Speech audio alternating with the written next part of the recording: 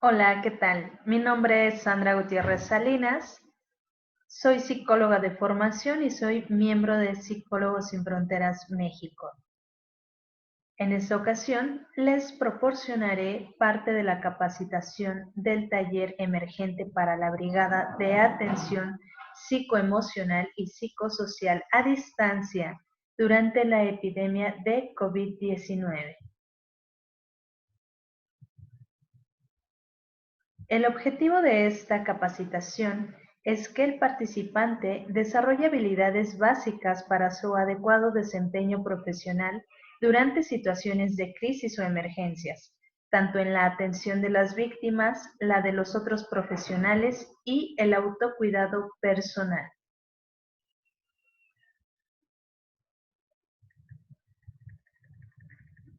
Como primer tema, tenemos los conceptos generales de la psicología de emergencias. Y la psicología de emergencias es la rama de la psicología que se encarga del estudio del comportamiento y las maneras en que reaccionan las personas, grupos y colectivos en las diversas fases de una situación de emergencia o desastre. Es importante en este apartado poder distinguir entre lo que es una crisis, una emergencia, desastre y catástrofe. Vamos a iniciar con la crisis. Es un estado temporal de trastorno y desorganización caracterizado principalmente por una incapacidad del individuo para manejar o resolver situaciones particulares, utilizando métodos acostumbrados. En la emergencia, va a ser una situación también imprevista que puede hacer daño o ya lo ha ocasionado a las personas involucradas en dicho suceso. Se resuelve con recursos médicos y otras asistencias locales y especializadas. Para el desastre. Es un suceso que afecta a una población y requiere movilizar recursos e infraestructuras. Existen pérdidas, víctimas, damnificados y grandes costes generales. Para el caso de la catástrofe, es un desastre masivo que supone movilizar grandes recursos humanos, materiales y de coordinación.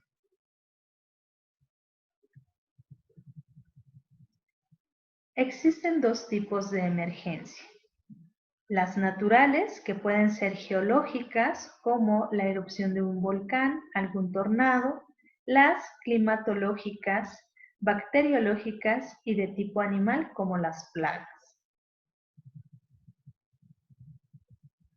También tenemos las producidas por el hombre, que pueden ser emergencias tecnológicas, de guerra y sociales, como la violencia.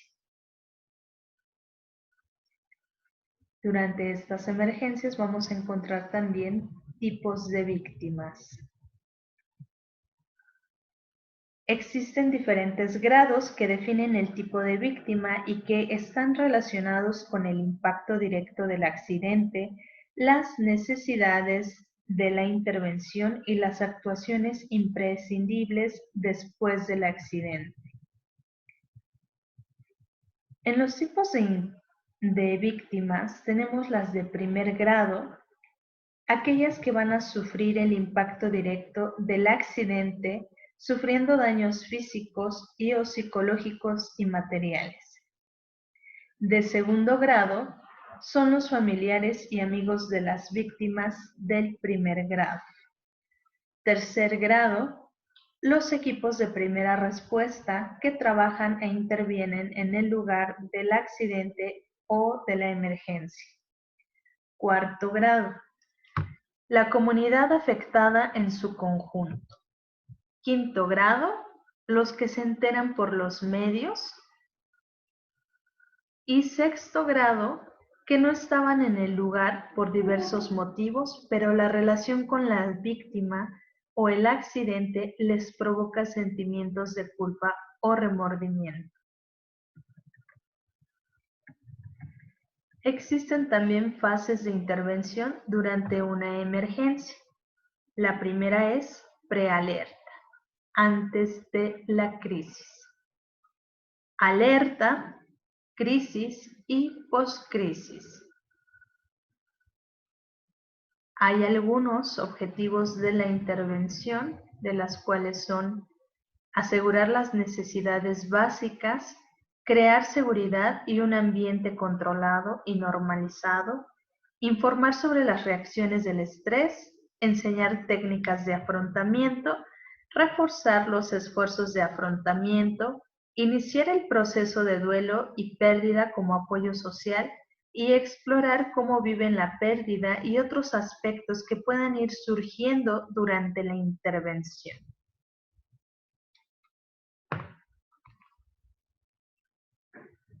Existen también 4 diferentes ámbitos de intervención en la psicología de emergencias. La social, que va a estudiar y mejorar los mecanismos de información a la población y profundizará en diferentes aspectos a través de la investigación. También tenemos la psicología preventiva, que va a facilitar la investigación y aprendizaje de hábitos saludables y la interiorización de comportamientos positivos ante las posibles emergencias.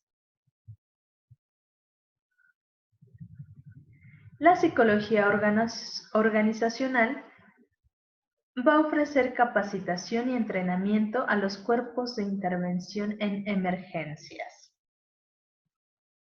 La psicología clínica proporcionará atención psicológica primaria de las víctimas in situ, terapéutica y de seguimiento.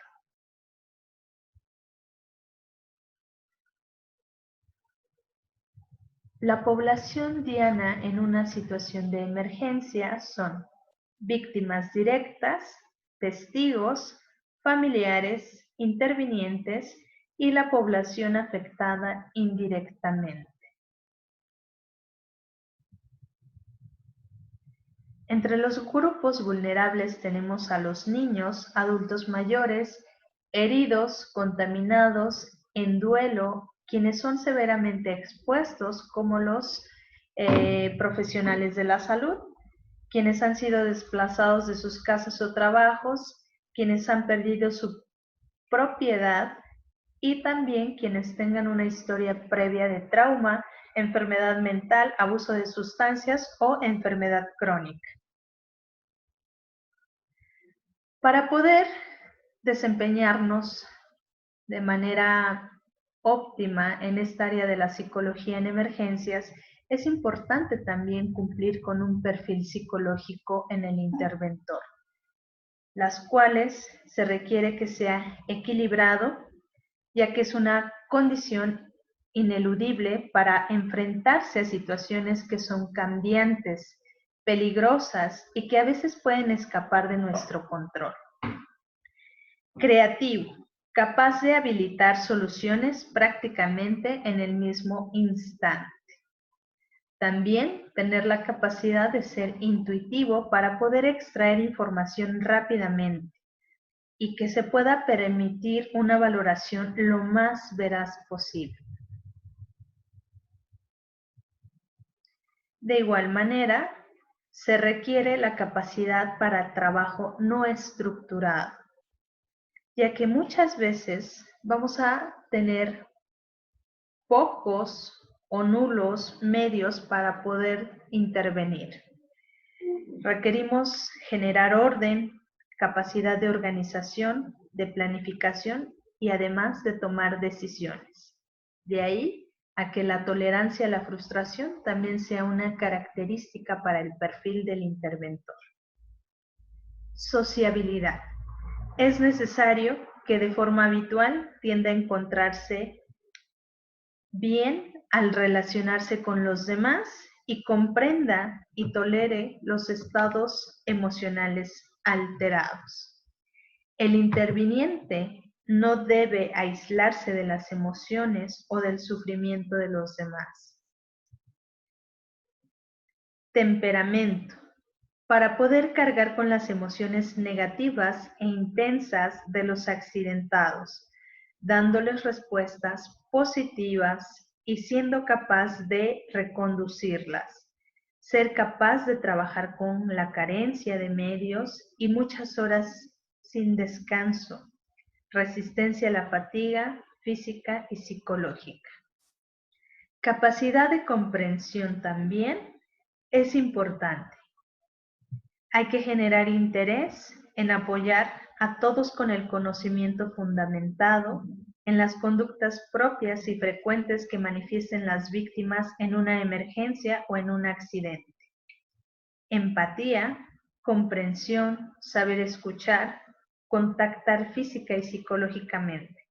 Tener la capacidad de comprender lo que la víctima está sintiendo. Autenticidad. En los sentimientos, en las conductas y en las relaciones de apoyo y en la resolución de la situación de crisis sin mantener la distancia emocional y con respeto.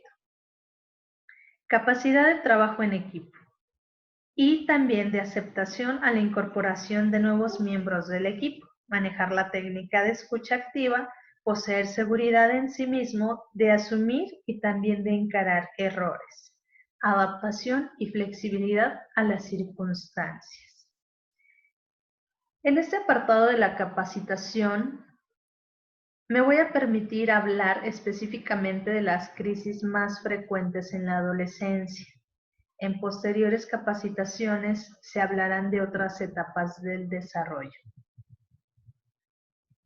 Crisis más frecuentes en la adolescencia.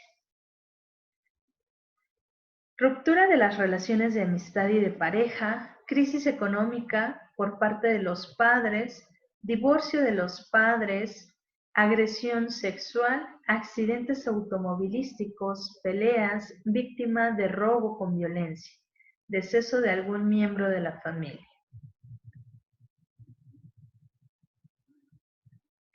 Significado de un incidente crítico. Para el adolescente va a añadir mayor incertidumbre e inseguridad, que eso también va a coincidir con los cambios físicos y hormonales que incrementan el nivel de estrés. Confronta con la ausencia de control absoluto sobre la propia vida. Puede potenciar las actitudes prosociales, pero puede también disparar en el aislamiento las conductas de riesgo y conductas disruptivas. Puede desencadenar incluso la aparición de trastornos mentales.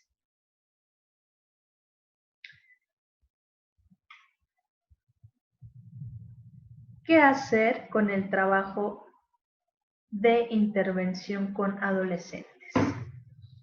Primero, preguntar si es un buen momento para hablar. En caso de que él no desee hablar, tenemos que aceptar que entonces no quiere hablar. En caso de que sí, pues hay que ofrecer una información concisa, clara, concreta sobre lo que está ocurriendo. Hay que animar al adolescente a expresar sus necesidades. Si no consigue hacerlo, ofrecer opciones en donde él pueda enlistar actividades que a menudo ayuden a otros adolescentes a sentirse mejor. Invitarle también a las actividades familiares, explorar cómo puede contribuir a la gestión del incidente a través del apoyo social. Siempre va a ser importante esa inclusión social desde la familia, amigos, tutores, docentes. ¿Qué no hacer en el trabajo de intervención con adolescentes? Enfocar lo que ha ocurrido de forma complicada y difícilmente comprensible. Dar una postura de que lo que está sucediendo no tiene solución y es terriblemente complicado. Imponer el hecho y el momento de hablar, formular expectativas de cómo debe y no debe conducirse. Obligar a participarle, en ciertas acciones y rituales. Pedirle que dada la situación que es difícil, se deba comportar de manera impecable, entrar en provocaciones o responder a las malas respuestas. Como pautas de autocuidado para los adolescentes que pudiéramos proporcionarles es que mantenga la calma. Evitar también la sobreinformación. Potenciar todo tipo de comunicación. Cuidar la propia salud, como la alimentación, sueño e higiene. Volver progresivamente a la actividad normal y que acepte la ayuda.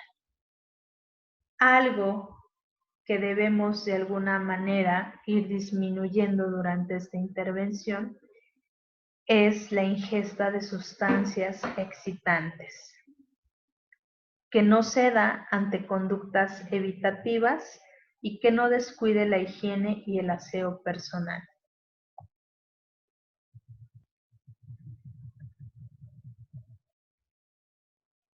Algunos antecedentes que influyen en el impacto de la crisis son la naturaleza y gravedad del acontecimiento, la salud física, cultura y tradiciones, apoyo social, existencia de acontecimientos vitales estresantes y la forma en cómo los resolvió, y la historia personal y familiar.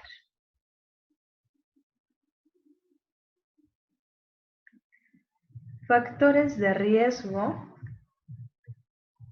de tipo ambiental para una crisis. Que haya un difícil acceso a los servicios básicos, un clima extremo, que haya aislamiento, ya sea por una contingencia o bien hacinamiento. Los factores de riesgo de tipo personal es la edad, haber sufrido situaciones traumáticas, percepción de peligro para la propia vida o terceras personas, problemas de salud física y mental, dificultades para hablar de lo ocurrido, pocas relaciones sociales e incertidumbre. En cuanto a factores protectores de tipo ambiental, encontramos la actitud empática de los intervinientes, disponer de alternativas y o capacidad de decisión, poder pedir ayuda y recibir ayuda, solidaridad y acompañamiento, reagrupación familiar y contención. En cuanto a los factores protectores personales, tenemos la capacidad de comunicación, red de apoyo social funcional, aceptar la ayuda de familiares y amigos, ser optimista y luchadora, realizar actividades agradables, tener sentido del humor. ¿Cómo podemos identificar que una persona se encuentra ante una crisis? Hay reacciones psicológicas y las más frecuentes son taquicardia, síntomas gastrointestinales como náuseas, vómitos y diarrea, diaforesis, micción frecuente, temblores o tensión muscular, ansiedad leve. También tenemos una reacción depresiva en las cuales puede haber mutismo, es decir, que no se hable, un sentimiento de vacío, expresión verbal de un sentimiento de inestabilidad hacia los hechos, alteraciones del periodo del sueño e inmovilidad.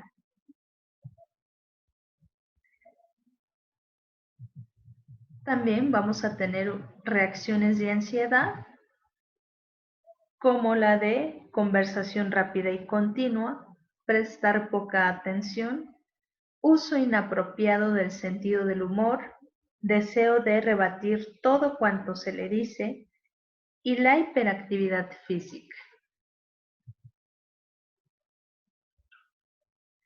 También existe la reacción histérica, de las cuales son intentos irracionales por abandonar el área, desplazamientos incontrolables y sin sentido alrededor de la zona, deterioro grave del juicio y del criterio, intentos de huida a ciegas, llanto o gritos incontrolables.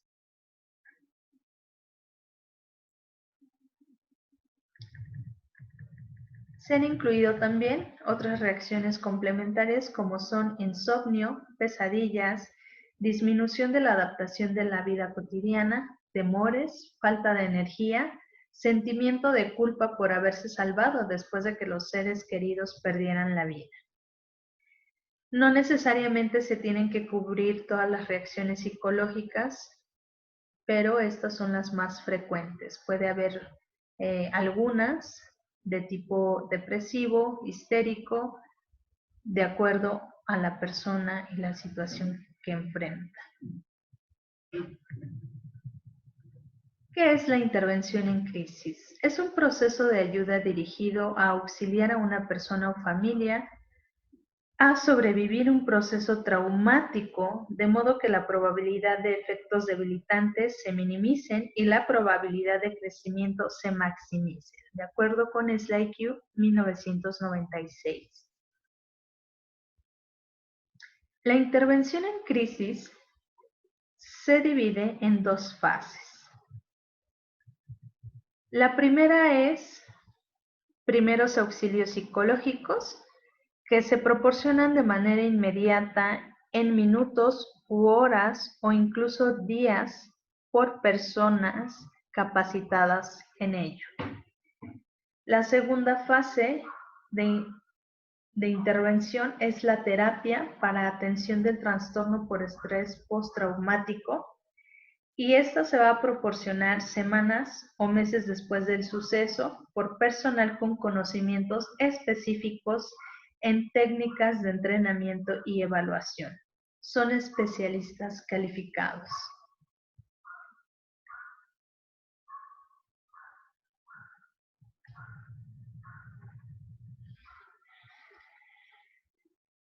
¿Qué hace que una crisis desemboque en crecimiento y que la otra lo haga en un daño inmediato o en problemas psicológicos subsecuentes? Va a ser la gravedad del suceso, los recursos personales, los contactos sociales de apoyo en el momento de la crisis.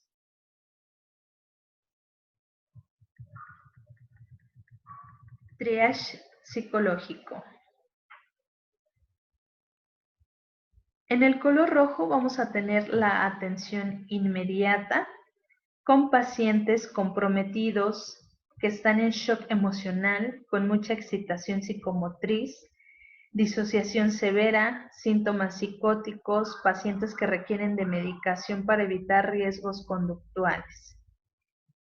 Luego sería color amarillo, atención prioritaria, en las cuales los pacientes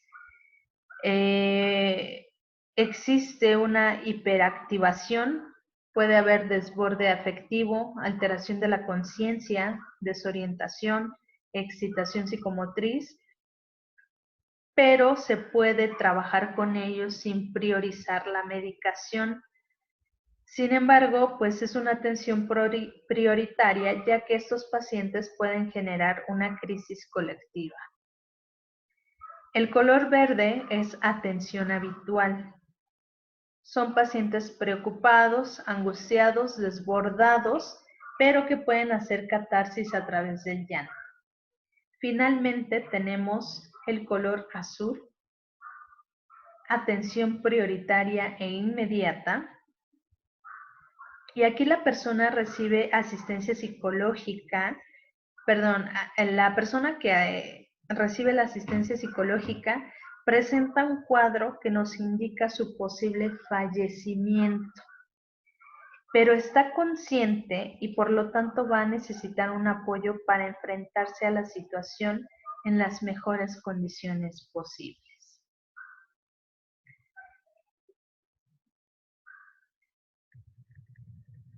Tenemos también el perfil CASIC que podemos nosotros aplicar para esta intervención y poder evaluar estas áreas que son conductual, en las cuales pues tienen que ver con las actividades cotidianas afectadas por el incidente, áreas no afectadas por la crisis, conductas que aumentan o disminuyen la crisis.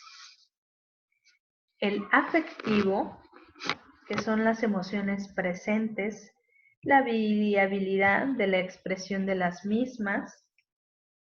Somático, malestar físico asociado al incidente, crisis proveniente de una pérdida física.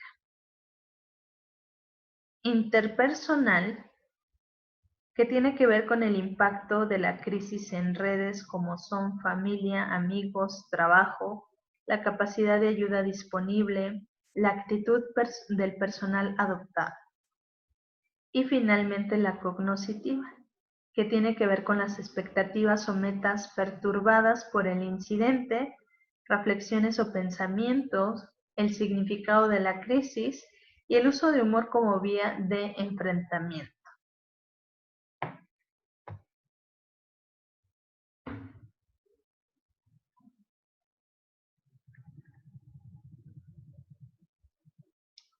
Los primeros auxilios psicológicos tienen como meta principal auxiliar a la persona a dar pasos concretos hacia el enfrentamiento con la crisis, la cual incluye el control de sentimientos y el inicio en la solución de problemas. En las metas primarias es reducir el nivel de estrés inicial causado por el evento, fomentar adaptación a corto o mediano plazo, potenciar estrategias de afrontamiento, proporcionar apoyo. Es mejor para las personas no estar solas. Reducir la mortalidad o minimizar el riesgo de daño, salvación de la vida y prevenir el daño físico, y finalmente el enlace con fuentes de asistencia.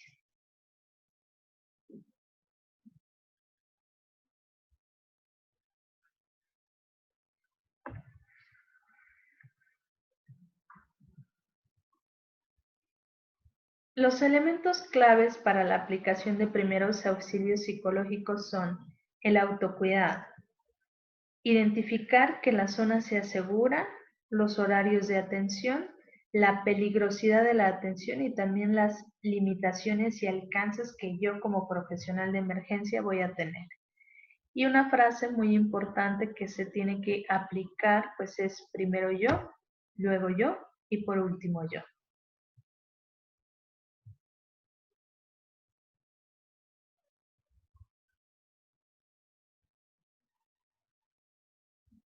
La observación también va a ser un elemento clave para la aplicación de primeros auxilios psicológicos. Voy a observar a la persona alrededor y también a mí mismo. ¿Cómo me encuentro? ¿Cuáles son las emociones que están surgiendo en esta emergencia? ¿Cuáles son las emociones con las que cuento para yo poder intervenir? La escucha activa también es un elemento clave para esta aplicación de los primeros auxilios psicológicos y a continuación voy a explicar algunos otros. Primero que nada, pues tenemos que realizar una presentación. Es importante preguntarle su nombre y también dar mi nombre y mi profesión. La presentación tiene como objetivo generar confianza, generar ese rapport. 2. Realizar contacto psicológico. Invitar a la persona a hablar, escuchar con atención, evitar los juicios de valor, retroalimentar. La postura y el tono de voz va a ser muy importante. Y el objetivo es que la persona se sienta apoyado, comprendido y que esto también disminuya su ansiedad. 3. Examinar dimensiones del problema. Indagar aquí acerca del incidente que precipitó la crisis, sobre sus recursos personales, sociales y planes de futuro inmediato, con el propósito de que vayamos encauzando hacia las necesidades inmediatas y posteriores. 4. Analizar alternativas de solución. ¿Qué ha intentado la persona hasta ahora que pueda hacer? Si ya redefinió el problema, si tiene nuevas alternativas, con el propósito de identificar aquí soluciones tanto para las necesidades inmediatas como posteriores. 5. Asistir en la ejecución de una acción concreta. Aquí es importante que cuando existe el peligro de muerte, establezcamos un contrato con la persona y con los familiares. Aquí es importante facilitar y dirigir soluciones inmediatas adecuadas. 6. Seguimientos. En la medida de lo posible, asegurar la identificación de información, establecer contacto con una institución para que podamos canalizarla o también con otra persona, familiares, después del incidente. El objetivo aquí es saber qué sucedió con esa persona, si se encuentra bien, si logró llegar a casa, si a lo mejor está tomando algún otro tipo de atención o si ya está en algún tratamiento.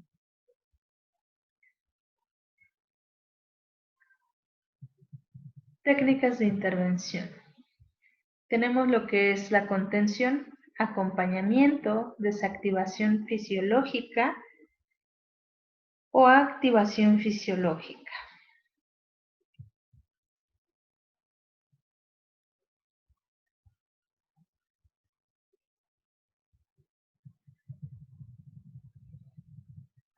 En este tema de autocuidado,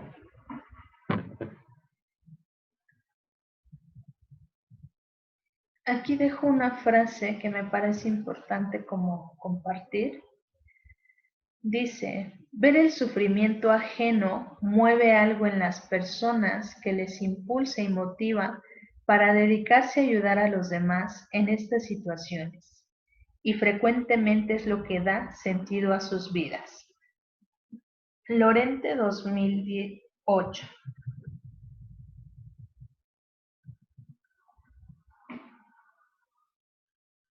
En la psicología de emergencias, de pronto existe esa tendencia a obviar el día a día y focalizarse solo en grandes crisis o catástrofes. Es decir, las desgracias, el dolor y el sufrimiento ajeno forman parte del trabajo diario de muchos profesionales, por lo que ellos pueden categorizarlos como dentro de la normalidad. Sin embargo, esta capacidad para darse al otro, para entender el sufrimiento de los demás y querer aliviarlo, supone un riesgo para la salud mental del profesional.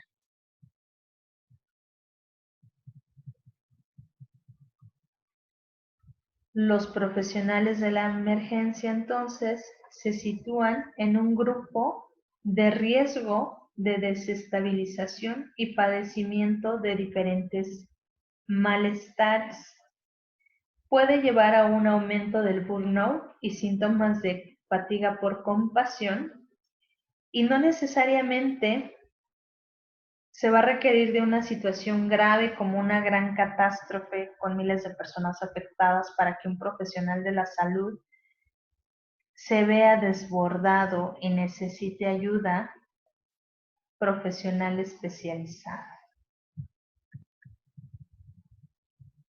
¿Cuáles son algunos de los factores que pueden desestabilizar a los intervinientes? Existen los propios del profesional, que tienen que ver con una historia familiar de alteraciones psicopatológicas, rasgos de neuroticismo, inadecuado estilo de afrontamiento. También los hay, los propios de la situación. ¿Qué es la proximidad con la estimulación traumática, condiciones de trabajo, conflictos de rol consecuentes con la situación, pérdidas personales? Y finalmente, las circunstancias vitales del profesional. La existencia o no de un adecuado apoyo social en la red social. Padecer una disfunción psicológica o una psicopatología en el momento de la ocurrencia. Atravesar momentos de impacto vital o de crisis. Y trabajar en un contexto que perciba el estrés como debilidad profesional.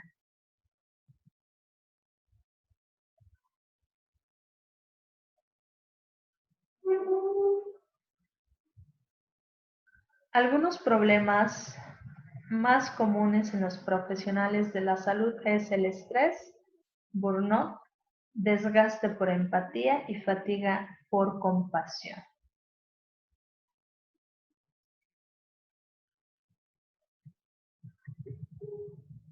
El estrés es uno de los síntomas más habituales, es un proceso adaptativo que se desencadena ante cualquier cambio que modifique la rutina cotidiana y supone una amenaza para su equilibrio.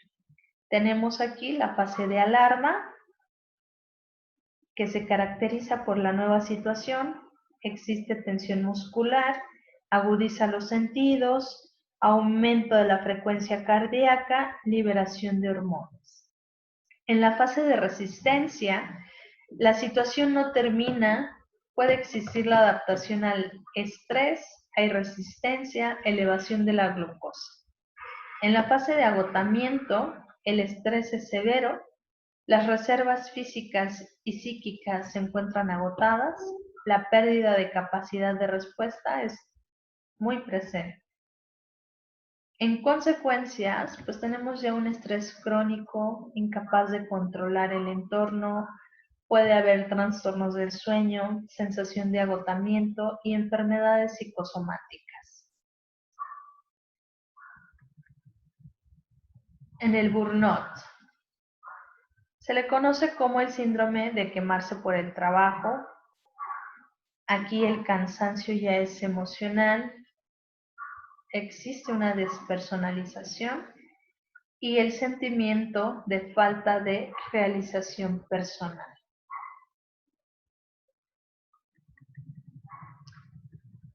Estrés traumático secundario o fatiga por compasión se trata de una consecuencia natural de trabajo con personas que han vivido experiencias extremadamente estresantes. Es el resultado de la exposición a las historias relatadas por las víctimas, unido a la empatía que se experimenta hacia estos pacientes. En cuanto a las reacciones cognitivas por la fatiga por compasión, existen sueños y pesadillas recurrentes sobre el desastre, problemas de concentración, cuestionamiento de creencias, pensamientos de amor insistentes hacia alguien que murió en el desastre. Reacciones emocionales, hay sentimientos de paralización, ausencia o dispersión, miedo o ansiedad, apatía a las actividades diarias, ira o irritabilidad intensa y sensación de vacío hacia el futuro.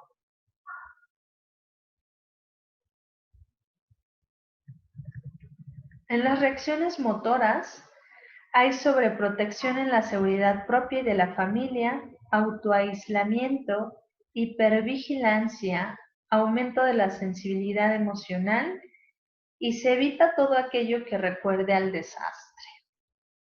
Y finalmente en las reacciones somáticas, pues está el insomnio, dolores de cabeza, malestar estomacal, tensiones musculares, aceleración del ritmo cardíaco y temperatura corporal fluctuante.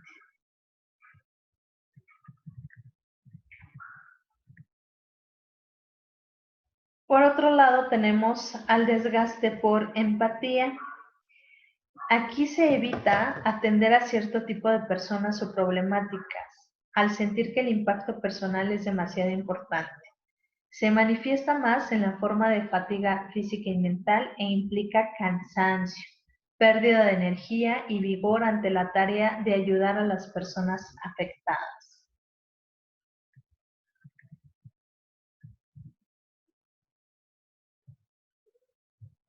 De ahí que sea muy importante tener estrategias de autocuidado, tanto antes de la intervención y después de la intervención.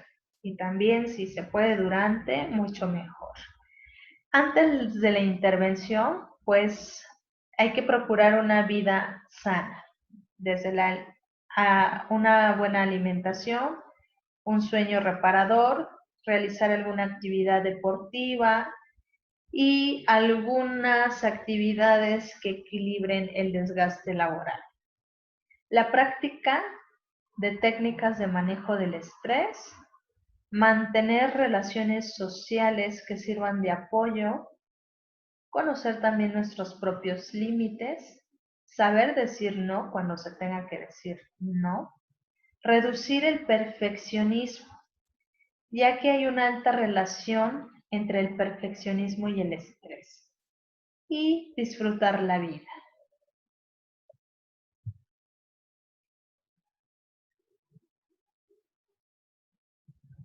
Después de la intervención, también va a ser necesario buscar apoyo en los compañeros de trabajo, en la familia y amigos.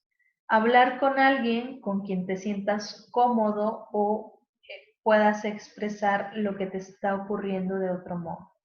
Cuidar tu alimentación, descansar, realizar ejercicio físico, cultivar semanalmente ocios o alguna afición.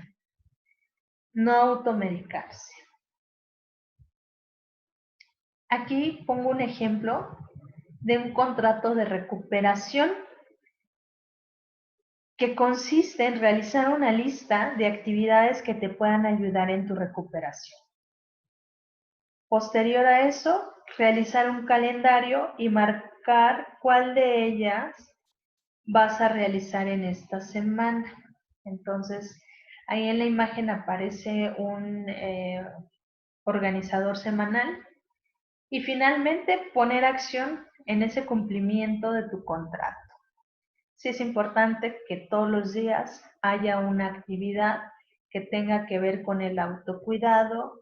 Puede ser desde hablar de cómo te sientes hoy, poder alimentarte pues saludablemente, hacer alguna actividad física, pero que sean todos los días. ¿Cuándo tenemos que pedir ayuda?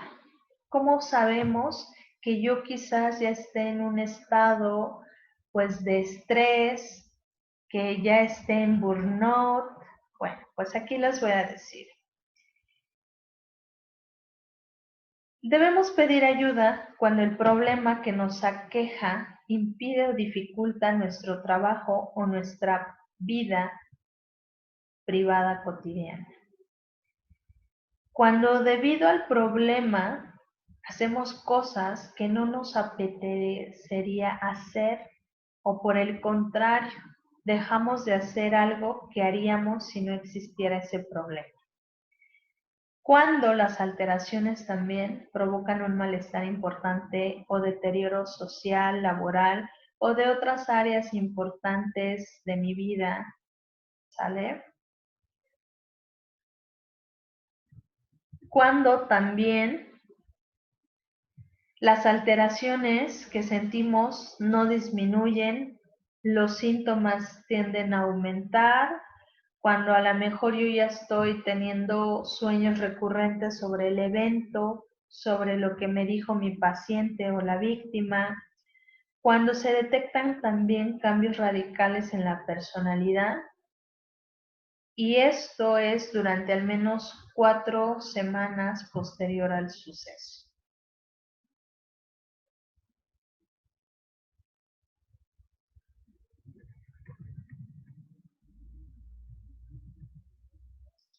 Algunas técnicas que nos pueden ayudar a expresar nuestras emociones Pues primero que nada es el desahogo psicológico, la respiración para disminuir ansiedad, también las de anclaje a emociones positivas y no olvidar que necesitamos pues una supervisión.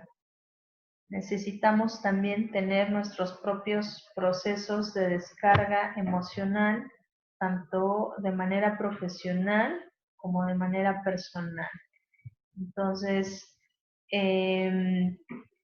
espero que haya sido de utilidad esta información y que puedan aplicarla en esta brigada y en otra situación que sea de emergencias.